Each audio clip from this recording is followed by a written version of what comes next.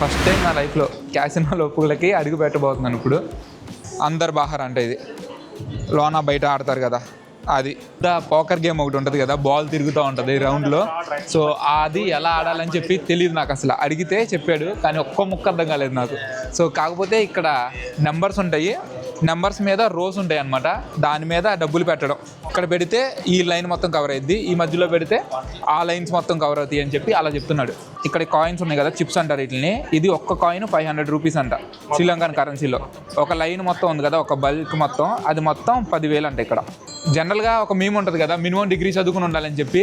ఇలాంటి క్యాసినోకి వచ్చి ఇవన్నీ తెలియాలంటే మినిమం ప్యాకెట్లో డిగ్రీ చేసి ఉండాలి. ఏం గేమ్స్ ఏం నొక్కితే ఏమొచ్చిద్దో, ఎంత పెడితే ఎంత గెలుస్తామో కూడా తెలియట్లా. ఇలా ఆడుతున్నారు వాళ్ళు, ఏయో ఫ్రూట్స్, బెల్లు ఏయో తిరుగుతున్నాయి. వీడియో గేమ్స్ మీద కూడా క్యాసినో రన్ అవుతుంది. క్యాండీ క్రష్ సాగా ఆడినట్టుంది వాళ్ళు ఆడేది, కనీసం అది కూడా అర్థం కావట్లేదు. కాకపోతే మధ్యలో మాత్రం 3000 విన్నర్ అని వచ్చింది, అది ఒక్కటి తెలిసింది, 3,000 గెలిచిందామని.